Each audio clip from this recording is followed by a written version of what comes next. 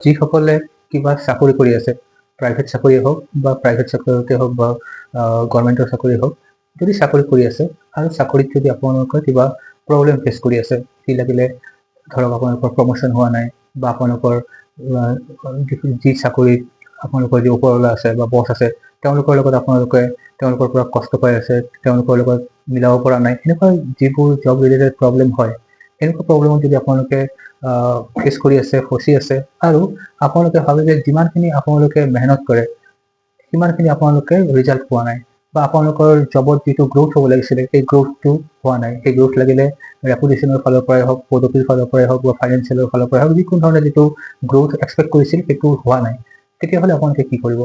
আজি ভিডিঅ'টোত সেইটো ডিছকাছ কৰিম। ভিডিঅ'টো যদি ভাল লাগে লাইক কৰিব, শ্বেয়াৰ কৰিব। আপুনি কোন আৰু ক'ৰ পৰা এইটো ভিডিঅ' চাই আছে কমেণ্ট বক্সত লিখিব। অ'কে, চাওক, চাকৰিৰ উন্নতি বা গ্ৰোথ নোহোৱাৰ মূল কাৰণ হৈছে আপোনালোকৰ পুষ্কৰো কুণ্ডলীত আপোনালোকৰ সূৰ্য বেয়া হৈ আছে।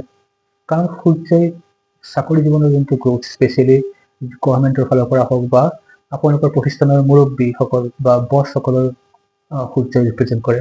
যেতিয়া মানুহে বছৰ পৰা, গভৰ্ণমেণ্টৰ পৰা বা ওপৰৱালাৰ পৰা যেতিয়া মানুহে চাকৰি জীৱনৰ প্ৰব্লেম ফেচ কৰে, তেতিয়া বহুত কাৰণ থাকিব পাৰে, কিন্তু এটা মুখ্য কাৰণ হৈছে তেওঁলোকৰ কুণ্ডলীত চাগে সূৰ্য কিবা কাৰণে বেয়া হৈ আছে। চাওক, সূৰ্য বেয়া হোৱাৰ বিভিন্ন কাৰণ থাকিব পাৰে। একটো কুণ্ডলী অধ্যয়ন কৰিলে কোন সূৰ্যৰ যোনটো স্থিতি, কাৰ দৃষ্টি আছে, কোন ৰাশিত বহি আছে, এইবোৰ এটা পৰ্যালোচনা হয়। কিন্তু আমাৰ দৈনন্দিন কামৰ দ্বাৰাও আমি কিন্তু সূৰ্যক ভাল বা বেয়া কৰি থাকোঁ। সূৰ্য কেতিয়া বেয়া হয়? যেতিয়া আমি আমাৰ পিতৃক অসন্মান কৰোঁ, পিতৃৰ মনত দুখ দিওঁ, কিয়নো আমাৰ মনুষ্য জীৱনত পিতৃয়ে সূৰ্যক ৰিপ্ৰেজেণ্ট কৰে। গতিকে পিতৃৰ লগত বেয়া ব্যৱহাৰ কৰা, পিতৃৰ মনত দুখ দিয়া, এইবোৰ কাৰ্যই সূৰ্যক বেয়া কৰে। দ্বিতীয়তে, যদি আমি মিছা কথা কওঁ, মিছা কথা ক'লেও সূৰ্য বেয়া হয়। যদি কাৰোবাক ঠগো তেতিয়াও সূৰ্য বেয়া হয়। এতিয়া কথা হ'ল কি, আমি সূৰ্যক কেনেকৈ ষ্ট্ৰং কৰিব পাৰোঁ? চাওক, সৰু নিয়ম কম। প্ৰথমতে হ'ল যে আপুনি আপোনাৰ পিতৃক শ্ৰদ্ধা কৰক, ভক্তি কৰক। ক'ৰবাত যোৱাৰ আগতে পিতৃৰ ভৰি চুই পেলাই তেওঁৰ আশীৰ্বাদ লৈ যাওক, নিশ্চয় আপোনাৰ সূৰ্য ভাল হ'ব। দ্বিতীয়তে কি কৰিব যে ৰাতিপুৱা সোনকালে শুৱাৰ পৰা উঠিব। সূৰ্য কিন্তু দেৰিলৈকে শুই থাকিলেও সূৰ্য বেয়া হয়।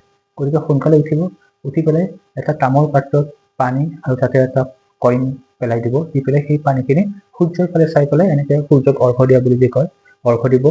ওম সূৰ্যায় নমঃ বা ওম আদিত্যায় নমঃ মন্ত্ৰটো উচ্চাৰণ কৰি থাকিব যেতিয়া আপুনি অৰ্ঘ্য দি থাকে। সেই কামটো আপুনি কৰি থাকক। আপোনাৰ সূৰ্য যদি বেয়া হৈ আছে, লাহে লাহে সূৰ্য ষ্ট্ৰং হোৱা আৰম্ভ কৰিব।